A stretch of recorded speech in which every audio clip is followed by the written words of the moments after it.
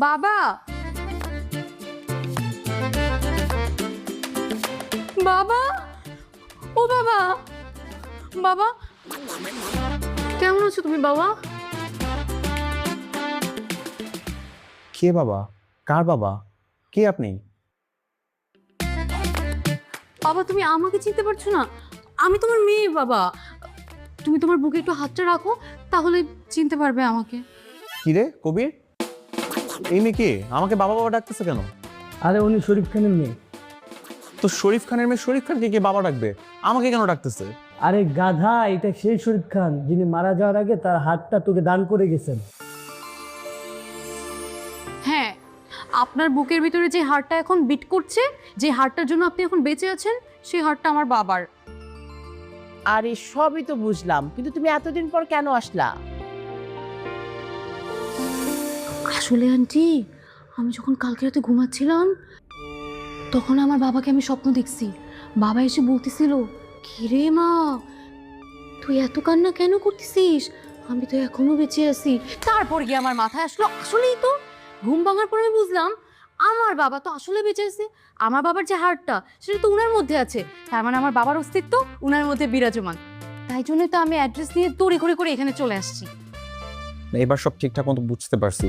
আর হ্যাঁ, আপনার বাবার দেয়া হার্ট নিয়ে আলহামদুলিল্লাহ আমি একদম সুস্থ স্বাভাবিকভাবে বেঁচে আছি। কিন্তু তাও দয়া করে আপনি আমাকে বাবা বলে ডাকেন না, শুনতে ভালো লাগে না। কই দেখি আমার বাবার হাড়টা কেমন আছে। হার্ট তো এই পাশে থাকে। এই যে নেন, এবার শুনেন। আন্টি, শরীফ খান মারা যাওয়ার আগে শুধু তার হাতটা আপনার ছেলেকে দান করে যাননি, তার মেয়েও দান করে গেছেন। হ্যাঁ দেখেন বৌমা এসবে ভালো লাগে কিনা।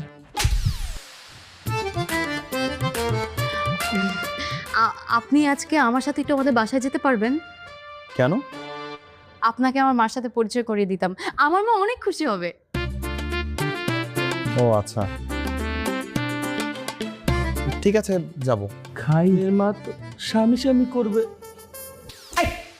ফাজিল কোথাকার, তোকে বসে না চুপচাপ বসে থাকতে, তুই তো আজে বাজে কথা বলিস কেন? হ্যাঁ, মা, ও মা, আসেন। মা, উনি হচ্ছে জিসান। আসসালামু আলাইকুম। ওয়ালাইকুম আসসালাম।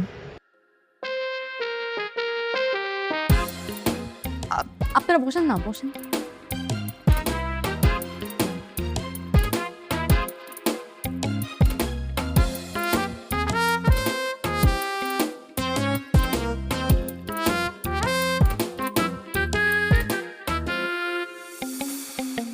মা, আমি এত কষ্ট করে নিয়ে আসলাম ওনাদেরকে তোমার সাথে দেখা করানোর জন্য, আর তুমি পাত্তাই দিচ্ছ না। তুমি কি ভুলে যাচ্ছ মা, ওনার মধ্যে আমার বাবার হাড়টা আছে, মানে বাবার অস্তিত্ব ওনার মধ্যে বিরাজমান।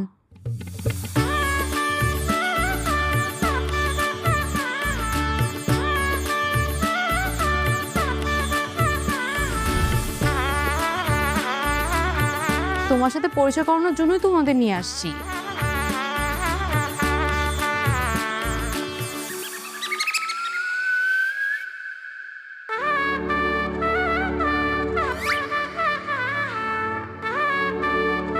খুব ভালো করেছিস।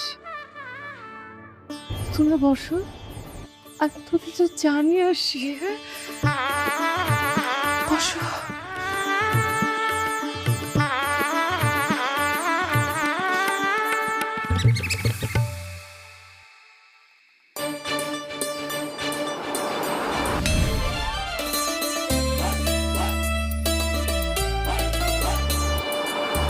এই না,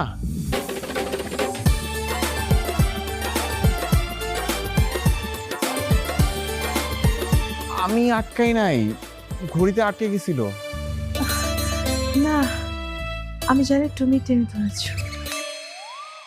আমার শরীর নিয়ে ভাবে শাড়ির আঁচল টেনে ধরতে। আমি 100% শিওর তুমি আমার শরীর।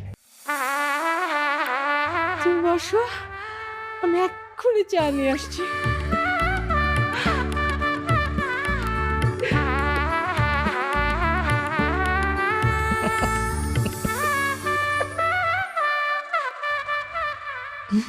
তো বাবা, এতদিন পরে আমাদের বাড়িতে আসলে কেমন লাগছে বলো না? দোহাই লাগে আল্লাহর, আমার আর বাবা বলে ডাইকেন না। আমার একটা নাম আছে Zishan, just call me Zishan. কিন্তু আপনার মধ্যে তো আমার বাবার অস্তিত্বটা রয়েছে। আরে আপু, আপনি কি শুরু করলেন বলেন তো? কখন থেকে বাবা বাবা শুরু করছেন? ধরেন। জিসান, হাই, কি অবস্থা? আসতে কোনো অসুবিধা হয়নি তো? না কোনো অসুবিধা হয়নি, কিন্তু আপনি এভাবে ডাকলেন যে কোনো সমস্যা হয়েছে? তোমাকে কিছু কথা বলার জন্য ডেকেছি। হ্যাঁ বলেন না। গতকাল রাতে তোমার বাবা আমার স্বপ্নে এসেছিল। কি বলেন? তারপর? উনি আমার স্বপ্নে এসে আমার কাছে একটা অনুরোধ করে গেছে। কি অনুরোধ? তোমার বাবা আমার স্বপ্নে এসে বলছিল কি যে আমি যেন সবসময় তোমার খেয়াল রাখি, তোমার কেয়ার করি, সবসময় তোমার পাশাপাশি থাকি, আর হচ্ছে যেন আমি তোমার সাথে একটা ধীরে ধীরে প্রেমের সম্পর্কে জড়াই। বাবা সত্যি সত্যি আপনাকে এগুলো বলেছে? হ্যাঁ, সত্যি বলেছে। তাহলে আমাকে ভালোবাসেন না প্লিজ? তুমি কি শিওর? তোমার কি আমাকে বিয়ে করতে কোনো সমস্যা নেই তো? সমস্যা হবে না তো? না, কোনো অসুবিধা নেই। এই পৃথিবীতে আমার বাবা আমার সবচেয়ে প্রিয় মানুষ ছিলেন, আর এখন বাবার অস্তিত্ব আপনি ধারণ করছেন। তাই জন্য যদি আপনি রিক্সাও চালাতেন তাতেও আমার কোনো অসুবিধা থাকতো না, আমি বিয়েতে রাজি থাকতাম।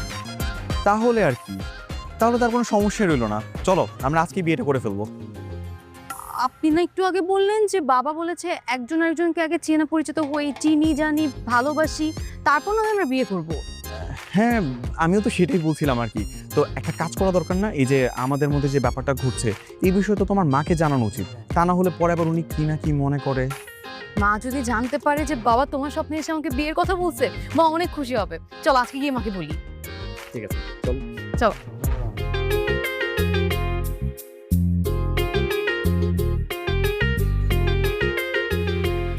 কি ব্যাপার? তোমার মা কি করতেছে? একটু ডাকো না।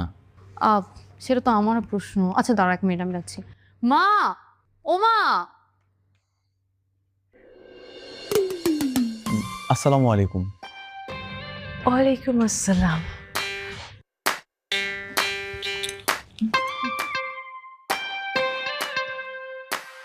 আমাকে কেমন লাগছে পাশা? এই, আমার নাম তো জিসান। মা, বাবার শুধু হার্টটাই কিন্তু ওর কাছে আছে, আত্মাটা কিন্তু না। হ্যাঁ, ওর নাম জিসান। জানি তো জিসান, কিন্তু হচ্ছে আমার কাছে শরীফ খান।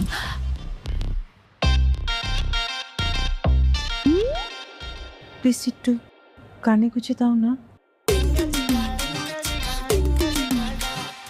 আপনি একটু কষ্ট করে নিজেই খুঁজে নেন না প্লিজ।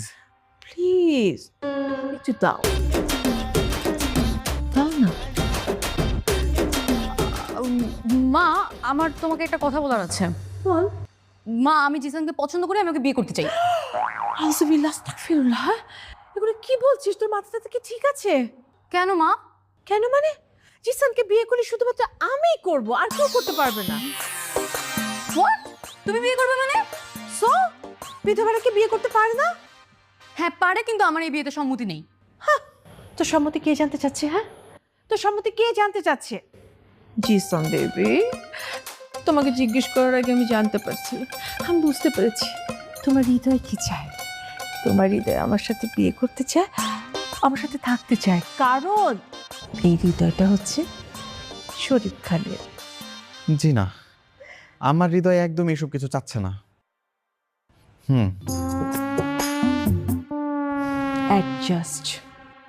অ্যাডজাস্ট হতে সময় লাগবে। মাত্র তো তুমি হার্ট ট্রান্সপ্লান্ট করেছো, তাই না? এটা যখন অ্যাডজাস্ট হয়ে যাবে না, তখন দেখবে তোমার পুরনো সব কথা গড় করে মনে পড়ছে বেবি। মা, হার্ট বদল হলেই কিন্তু মানুষটা বদল হয়ে যায় না, ঠিক আছে? ধরা যাক বাবা যদি এখন বেঁচে থাকতো, আর আমি যদি বাবাকে হার্ট ডোনেট করতাম, তাহলে কি তুমি বাবাকে মেয়ে বলে ডাকতে? তোর সব লজিক ফজিক আমি কিছু শুনতে চাই না। হ্যাঁ জিসান বেবি, আমি 1 মাস না, 6 মাস না, 6 বছর না, আমি দিনের পর দিন অপেক্ষা করব তোমার জন্য। কিন্তু জাস্ট আমার কথা একটাই, সেটা হচ্ছে যে তুমি যেন এর মধ্যে কিছু করে বসো না। আমি এখন আসি, আমার এখন বেরোতে হবে। এইসব বিষয়ে আমরা পরে সিদ্ধান্ত নিব। নিতে আমি যাচ্ছি, আমি আসি আন্টি। কি বললা? আন্টি জিসান, তুমি আমাকে আন্টি বলবে না। তুমি আমাকে শুধু বলবে মনিকা। ইয়েস মনিকা। জি স্যার।